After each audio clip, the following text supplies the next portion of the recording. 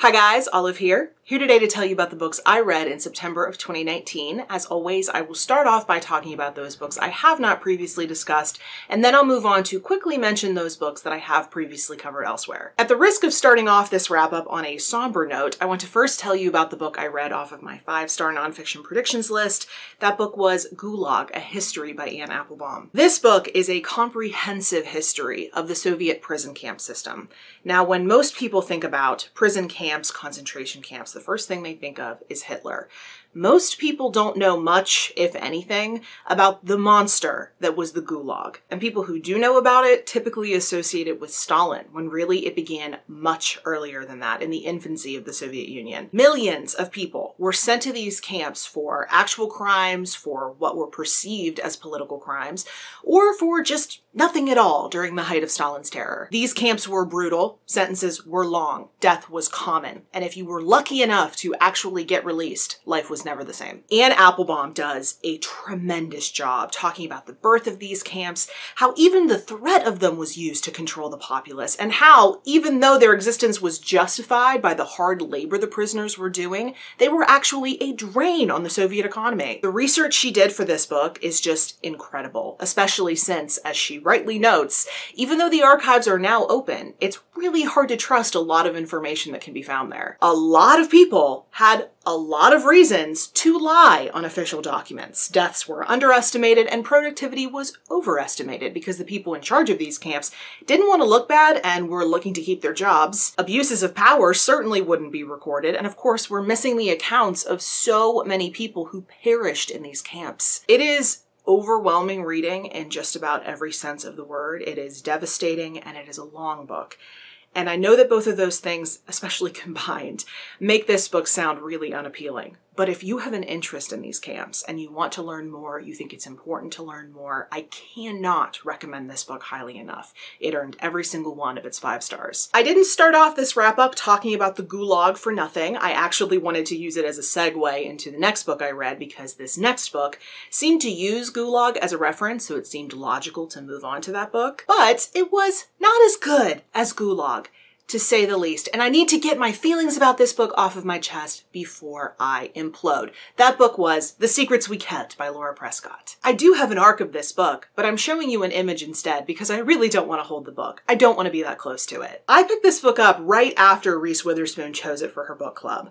I was almost done with Gulag, I was really in the mood for some great Russia books, and this one is all about how Dr. Zhivago by Boris Pasternak was first published abroad and then smuggled into the USSR by Western powers who were attempting to wield some soft power and foster dissent within the Soviet Union. I figured I would use that Russia momentum and my Russian history background to do a review of this book, either written, video, or both.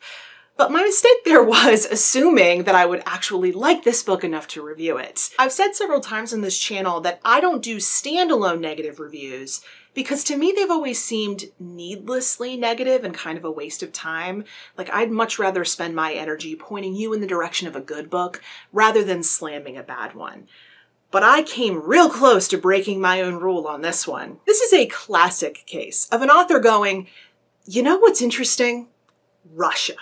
And then they go on to do some very narrow research, chew on it, slap on some lazy writing, and spit out a masticated glob that you couldn't sculpt into the shape of the country if you tried.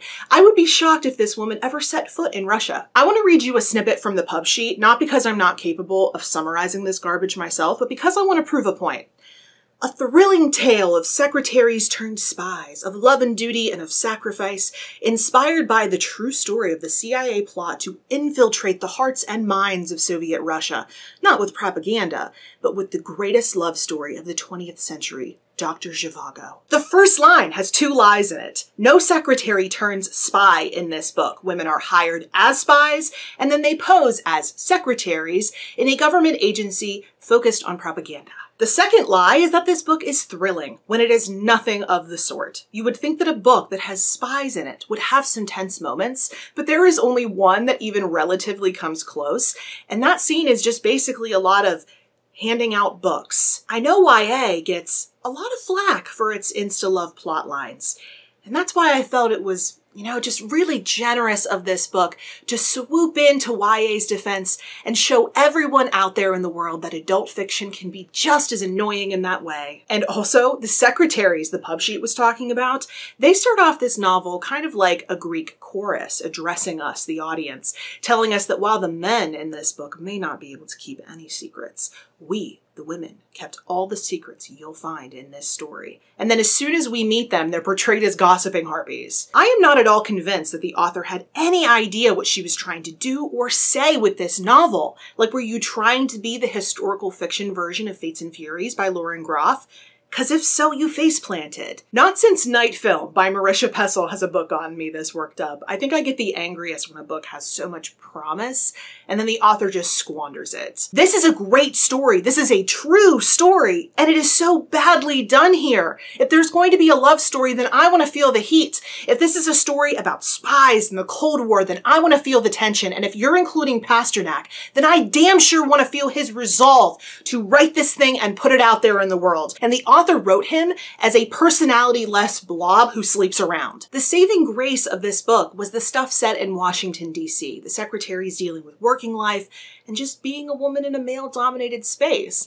And you know why that stuff worked? Because the author knows that stuff, and it shows. But close readings of The Zhivago Affair and Gulag will not tell you what makes the Russians Russian, and that is why not one Russian character in this book felt authentic. And that is precisely why someone else should have written this book. All right, in an attempt to bring my blood pressure down, let's move on to talk about a book I read as part of a read-along hosted by the amazing Katie over at Books and Things. That book was Bellman Black by Diane Setterfield's. This was the only book of Diane Setterfield's that I had left to read. It is set during the Victorian era, and we follow William Bellman from his boyhood when he accidentally takes the life of a rook when he was attempting to show off for his friends, to his young adulthood when he's learning the ropes of business, and then to his later life after he has lost many important people to him. This book is essentially about daily life, the tragedies that life unfeelingly inflicts upon us, and also how grief manifests itself.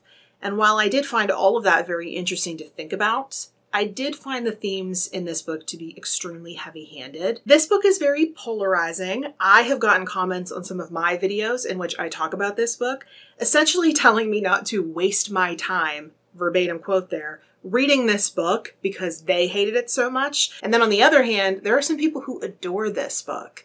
And after having finished it, I'm somewhere in between. I mentioned this very briefly on the Goodreads discussion page Katie had set up for this read-along, but I think you already need to like Diane Setterfield in order to get the most out of this book. She really likes to focus in on very small aspects of life and then draws greater meaning from them. She does this in all of her books, but nowhere more than in this book. She also likes to write about the everyday in a very soft, very measured way, and I could see how a lot of people would find that boring in this context.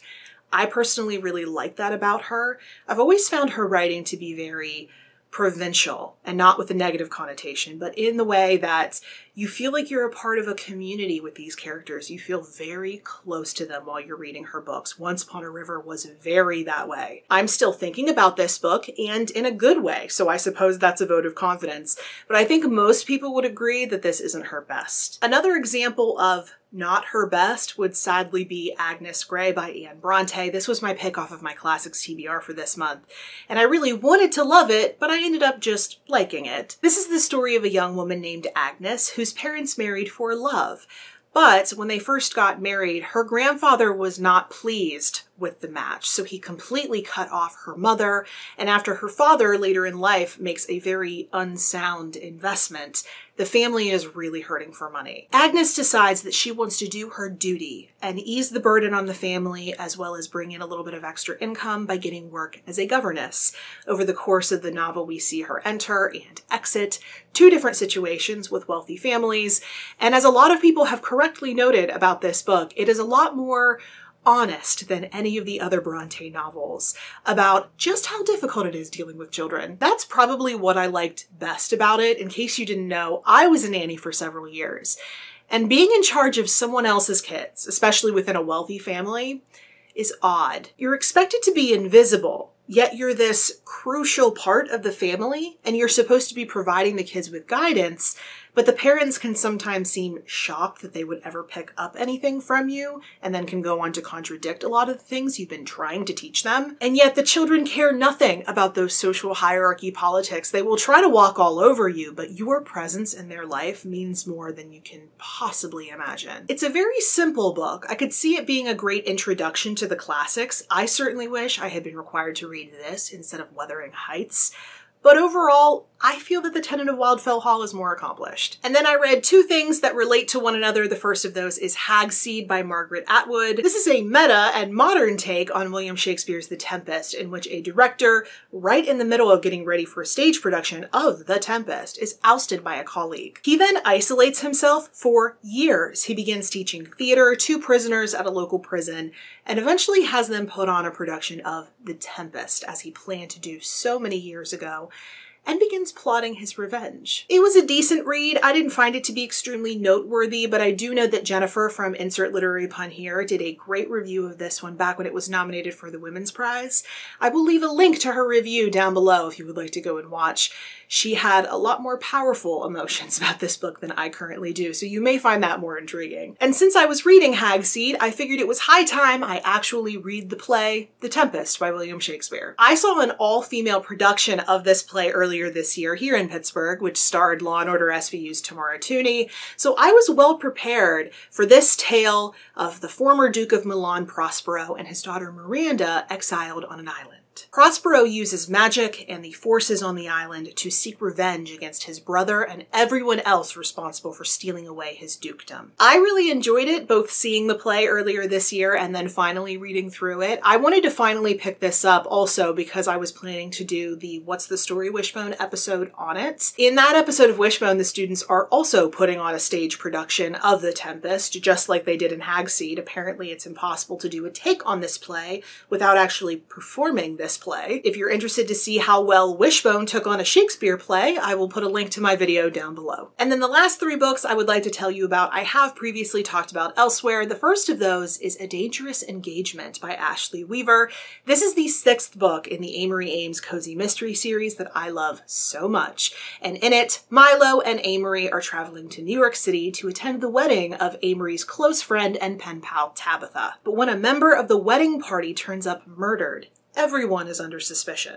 The bride, the groom, or any one of the many bootleggers making a killing off of Prohibition. The mystery may not have been as intense in this book, but you can clearly tell that Ashley Weaver is setting up future books by focusing in on the relationships between the characters in this book, which I think will definitely please fans of the series. If you'd like to hear more of my thoughts on this book, I did a full-length written review for Open Letters Review, which I will link for you down below. I also read and reviewed Will My Cat Eat My Eyeballs? Big Questions from Tiny Mortals About Death by Caitlin Doty. This was written by a mortician who is also the author of Smoke It's in Your Eyes, a very popular memoir here on BookTube. During her travels promoting her books, her YouTube channel Ask Mortician, or her podcast, she naturally gets a lot of questions about death and about her profession. That alone isn't surprising, but when she says that a lot of these questions come from kids, that's a horse of a different color. In this book, she gives honest answers to those questions and puts in just the right amount of silly to make this book appeal to all ages. I not only did a full video review on this one, but I also did a full written review on this one for Open Letters. I will put links to both of those things down below. And my absolute favorite book of the month was Saving Jemima, Life and Love with the Hard Luck Jay by Julie Zickfoos. This is all about a wildlife rehabilitator who takes in an orphaned baby blue jay and nurses her to a releasable state, but not before the bird causes a lot of drama, but also captures Julie's heart at a critical moment in time. I wrote what is probably my favorite review I've ever written for Open Letters on this book. I will put a link to that down below in case you're interested in reading it. I mean, I get to compare a blue jay to a rock star in it. I know I'm completely biased, but I think it's pretty good reading. So those were all the September books I wanted to tell you about. I would love to hear from you if you've read any of these books, have you heard about any of them, or are you now interested in reading them after hearing me talk about them? You can feel free to put that or any other comments or questions you may have down in the comment section below. But if you'd like to reach out to me somewhere other than YouTube, I am on a variety of different places on social media, and the links to all of my profiles are in the description box below. Thank you so much for watching. I hope you're having a wonderful day, and I will see you in the next video. Bye.